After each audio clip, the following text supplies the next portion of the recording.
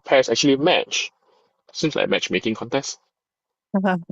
All right, hello everybody, and let's just take a look at some of the pairs. I would like to start off first. I think definitely there are some matches this week, right?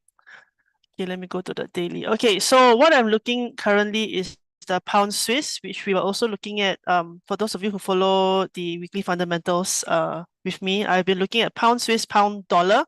Now, very mainly, simply is currently the US economy stands out as the strongest, I would say, diversified engine among the major advanced nations. Now, the private domestic demand is healthy, surprisingly, right? And it's fueled by a almost 10% increase in business investment, especially in the deep tech AI infrastructure and data centers. So while inflation is feeling the energy pinch due to the that war situation, there is still corporate cash flows going into the US. The labor market is still pretty resilient, that is kind of insulating the US from any damage from the oil energy crisis, and it allows the Fed to keep the interest rates higher for longer without actually deciding on whether they should push the interest rates down in the short term. So this is why the US still structurally is strong at this point. And for the Swiss, all right, it has a decent enough stability over there, 4.6% year-on-year growth for Q1.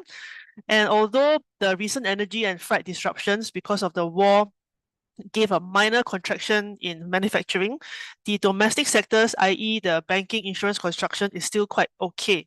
So, oh, sorry, that's Singapore. Okay, so Swiss actually remains a defensive safe haven. All right, so I agree with Lloyd here that the Swiss actually is pretty decent. So pound Swiss is what I'm looking at because um, UK is currently one of the weaker major economy on a relative basis, and there's a slight technical bounce, but I think it's going to bounce weaker as well. And I think UK and Euro both have the same situation. They are exposed to the imported energy shocks, meaning the Bank of England and the European Bank is a bit trapped in the sense that they can't really cut interest rates aggressively because inflation is sticky because of the imported inflation figures, right, imported due to the oil crisis. So for pound Swiss and pound dollar both, pound Swiss has already, I think from, we were looking at this last week, I was waiting for price to retrace, you know, so price has retraced to, I would say, on a it might be clearer on a 4 hourly, but on a daily time frame, it has to retrace about 1058 around there. I was hoping for it to kind of hit 1.06 a little bit cleaner as a psychological level, but it didn't really touch there. Instead, it's already kissed this 1058 level and started to go down already. So on shorter time frames, I think we should be able to find a little bit more pullbacks, a little bit more cyclicity towards the downside. Structurally, it has broken the 1.05 level, so I'm looking at the 1.05 level and below for a TP level over here. SL is somewhere probably be above the latest swing high, so 1.06188 on this chart is where I'm going to look at where, I think I would be wrong in the positioning of this trade, right? So this is the potential direction I'm looking to go into. Now, pound dollar is another currency pair. Pound dollar a little bit looks a little bit cleaner. Price has been rejecting quite strongly off this 1.345 level. All right, so I'm looking, this is a daily time frame. I'm looking for price to continue rejecting off this level and give us maybe a 1 hour or 4 hour change of structure towards the downside, which means I'm looking for cyclicity towards the downside. So for the 1 hour time frame, you can see price is just ranging above here very tightly. What will be interesting for me over here for the 1 hour, if price starts to break, give us break below all these previous lows over here.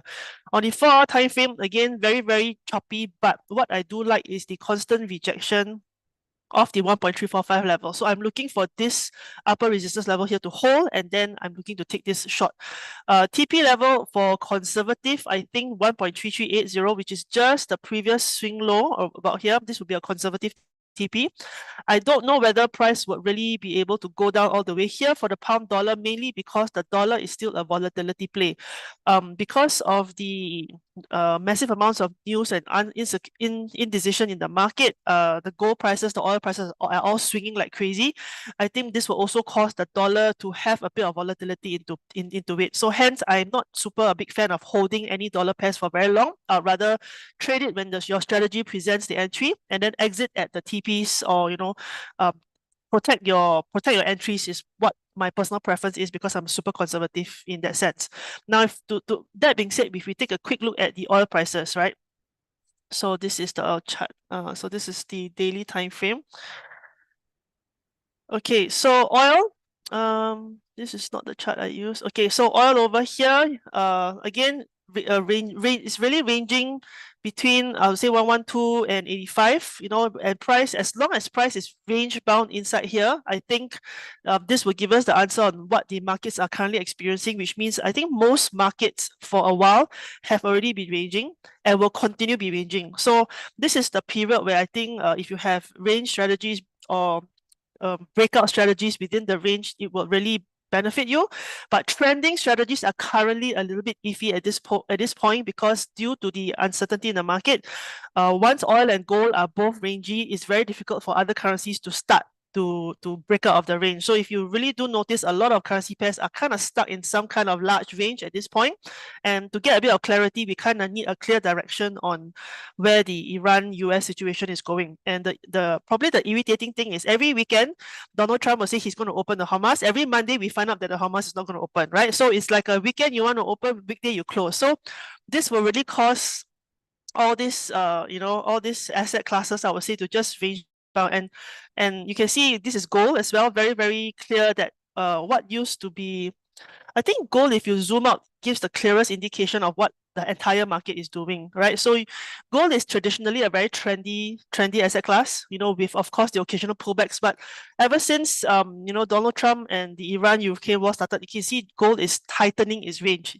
Sooner or later it's going to break out somewhere, whether to the downside or to the upside. But if you look at the gold and then you compare it to the oil prices, they have a very similar price structure, spikes to the upside, spikes to the downside, and then stuck between the high and lows and moving sideways for extremely long time. So it's a range bound market. Range strategies is what I'm looking for. Trading off support and resistance is also something that will interest me. And I think the other thing that will interest me, which is a bit more volatile, will be the dollar yen.